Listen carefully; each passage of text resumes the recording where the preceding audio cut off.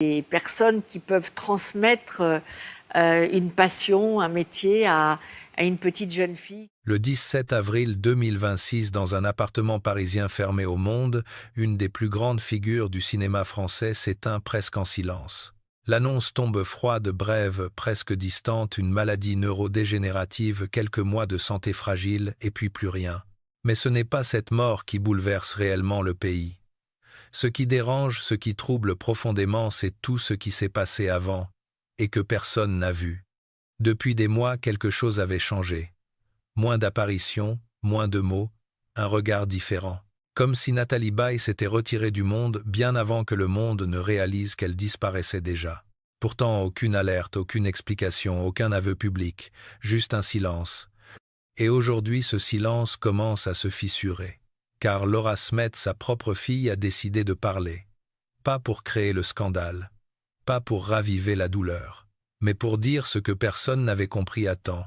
Derrière la version officielle, derrière les quelques mots médicaux, se cache une réalité bien plus troublante, une lente disparition, une lutte invisible.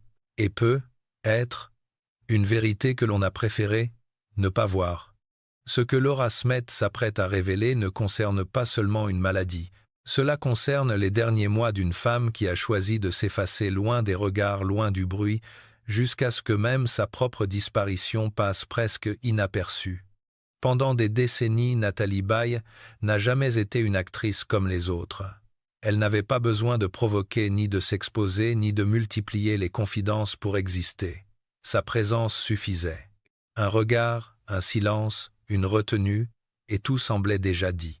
Dans un paysage médiatique de plus en plus bruyant, elle représentait exactement l'inverse. Une forme de maîtrise presque rare, presque déroutante. Très tôt, elle impose un style qui ne ressemble à personne. Pas d'excès, pas de surjeu, pas de besoin d'attirer l'attention. Elle joue juste. Et cette justesse devient sa signature. Les réalisateurs la recherchent, les critiquent, la respectent le public, la reconnaissent sans forcément la comprendre totalement, car Nathalie Baye n'a jamais cherché à être transparente. Elle a toujours gardé une distance, une frontière nette entre ce qu'elle montre et ce qu'elle protège. Sa vie privée en est l'exemple le plus frappant. Son histoire avec Johnny Hallyday fascine toute la France. Deux univers opposés qui se rencontrent. D'un côté, la lumière brute du rock, de l'autre une intériorité presque silencieuse. Leur relation est intense, réelle, mais traversée de tensions que peu de gens perçoivent à l'époque. De cette union naît Laura Smet, un lien profond, mais aussi une responsabilité immense dans un monde où chaque geste est observé. Et pourtant, même au cœur de cette exposition, Nathalie Baye ne change pas. Elle ne se livre pas. Elle ne se raconte pas. Elle avance avec cette élégance distante qui intrigue autant qu'elle protège. Plus sa carrière grandit, plus elle renforce ce mur invisible entre elle et le public, comme si elle avait compris très tôt que la célébrité pouvait déformer la vérité d'une vie. Mais avec le recul, ce choix prend une autre dimension. Car cette capacité à tout contrôler, à tout garder pour elle, à ne rien laisser paraître, a peut être aussi permis à quelque chose de plus sombre de s'installer sans être vu, lentement, discrètement, presque naturellement. Et quand les premiers signes sont apparus, personne n'était prêt à les reconnaître. Au début, rien ne semblait vraiment alarmant. Quelques absences, des apparitions plus rares, des interviews écourtées, rien de suffisamment visible pour inquiéter le public. Et pourtant, pour ceux qui étaient proches de Nathalie Baye, quelque chose avait déjà changé. Pas de manière brutale, pas de rupture nette, mais une série de détails presque imperceptibles qui, mis bout à bout, dessinaient une autre réalité. Un mot oublié au milieu d'une phrase, un regard qui se perd un peu trop longtemps, une hésitation inhabituelle. Pour une actrice dont toute la carrière repose sur la précision émotionnelle, ces micro-fractures n'étaient pas anodines. Elles étaient les premiers signes d'un déséquilibre profond. Mais rien n'a été dit, rien n'a été expliqué. Officiellement, tout allait bien. Officiellement, elle choisissait simplement de se faire plus discrète. Mais en réalité, une lutte silencieuse avait déjà commencé. Une maladie neurodégénérative. Un terme médical froid, presque abstrait, qui ne dit rien de la violence réelle de ce qui se passait. Car ce type de maladie ne détruit pas seulement le corps. Il attaque ce qu'il y a de plus intime, la mémoire, les repères, l'identité. Et c'est précisément là que tout devient troublant. Pourquoi ce silence? Pourquoi aucune prise de parole? Pourquoi une femme aussi respectée, aussi observée, disparaît-elle progressivement sans que personne ne comprenne ce qui se joue? Certains proches savaient. Ils avaient vu les signes. Ils avaient compris que quelque chose n'allait pas. Mais ils se sont tus. Par respect. Par protection. Ou peut-être parce que Nathalie Baye elle-même l'avait demandé. Car tout au long de sa vie, elle a toujours contrôlé ce qu'elle donnait au monde, et cette fois encore, elle semble avoir fait le choix de ne rien montrer. Pendant ce temps, Laura Smet observe. Elle voit les changements. Elle ressent cette distance qui s'installe.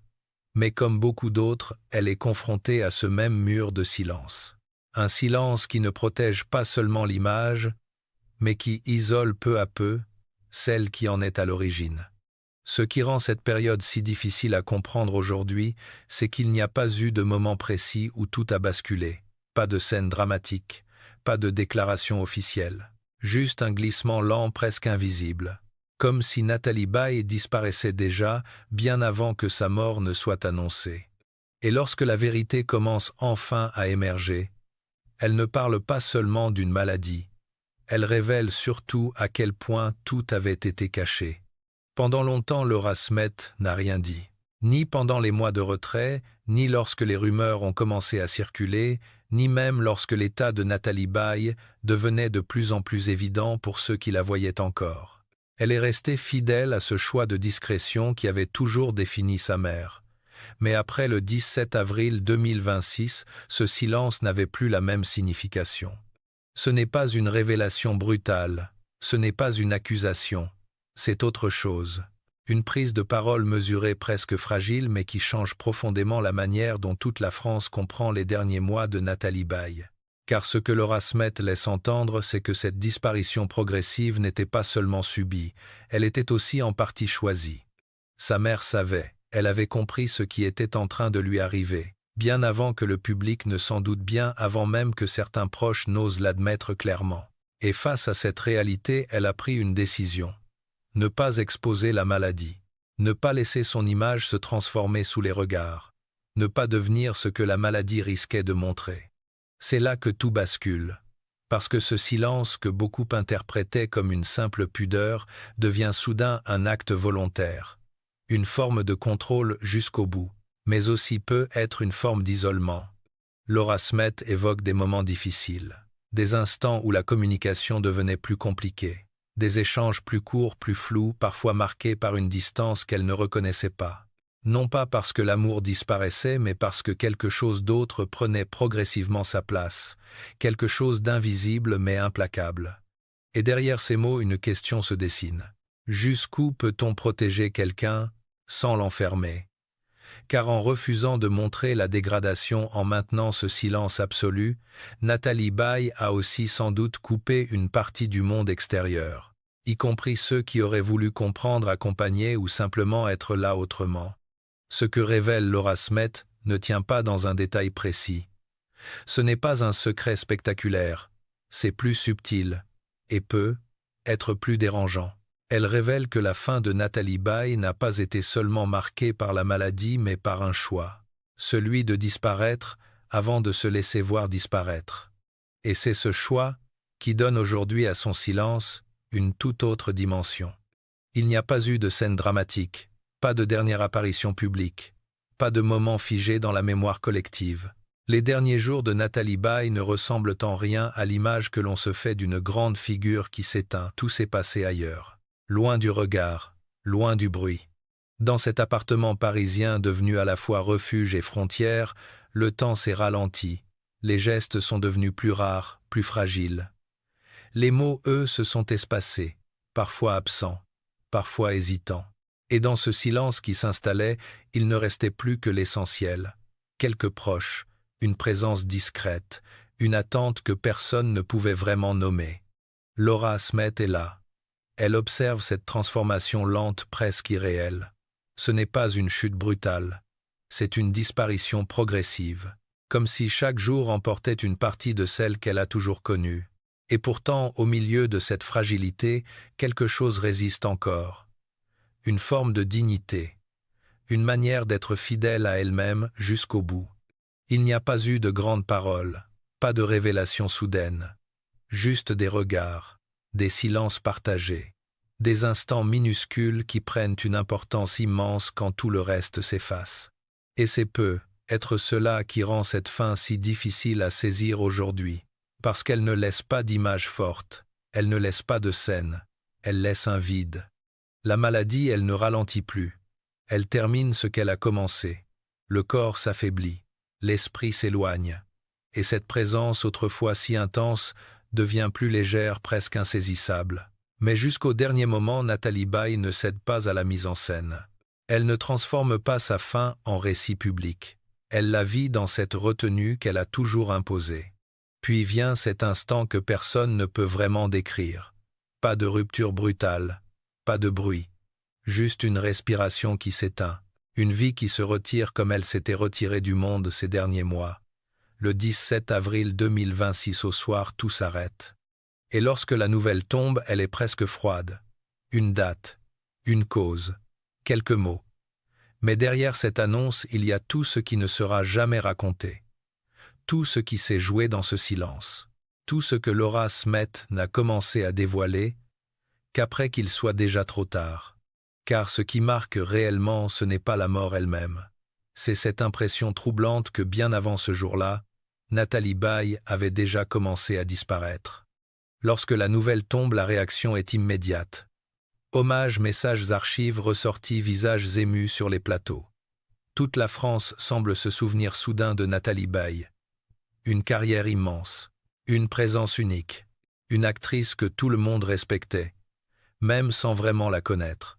Mais très vite quelque chose d'étrange s'installe, un sentiment diffus difficile à expliquer, comme si derrière les hommages une autre émotion prenait place. Une forme de malaise, parce qu'au fond, une question revient sans cesse. Comment une figure aussi importante a-t-elle pu disparaître ainsi, sans que personne ne voie réellement ce qui se passait? Les médias reprennent les mêmes éléments. Une maladie neurodégénérative, une fin discrète, quelques mois de santé fragile. Mais ces mots, aussi précis soient-ils, semblent insuffisants. Ils expliquent la cause, ils ne racontent pas l'histoire. Et c'est là que la parole de Laura Smet change tout, parce qu'elle ne se contente pas de confirmer. Elle apporte une autre lecture. Elle remet en perspective ces derniers mois que personne n'avait compris. Elle révèle que ce silence n'était pas vide. Il était construit, maintenu, protégé. Peu à peu l'image se recompose. Ce n'était pas une disparition soudaine. Ce n'était pas un événement inattendu. C'était un processus lent déjà en cours depuis longtemps. Une réalité que certains avaient perçue, mais que personne n'avait vraiment formulée. Et c'est précisément cela qui bouleverse aujourd'hui, non pas seulement la mort d'une actrice, mais l'idée que tout était là sous les yeux, sans être vu, comme si le public avait assisté sans le comprendre à l'effacement progressif de Nathalie Baye.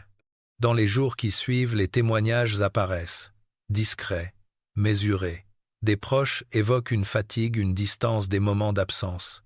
Rien de spectaculaire, rien qui attire immédiatement l'attention, mais suffisamment pour, avec le recul, dessiner une trajectoire claire.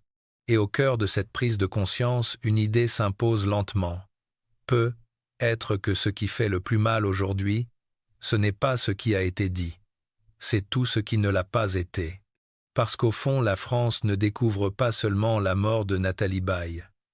Elle découvre qu'elle avait déjà commencé à la perdre, sans jamais s'en rendre compte. Alors aujourd'hui, une question reste suspendue. Une question simple, mais profondément dérangeante. Jusqu'où une personne peut-elle choisir de disparaître sans que personne ne s'en aperçoive vraiment? Nathalie Baye n'a jamais été une actrice du bruit. Elle n'a jamais cherché à se raconter ni à exposer ses fragilités. Toute sa vie, elle a construit cette distance, cette pudeur, cette manière de donner sans jamais tout dévoiler. Et au moment le plus fragile de son existence, elle a appliqué ce même principe jusqu'au bout.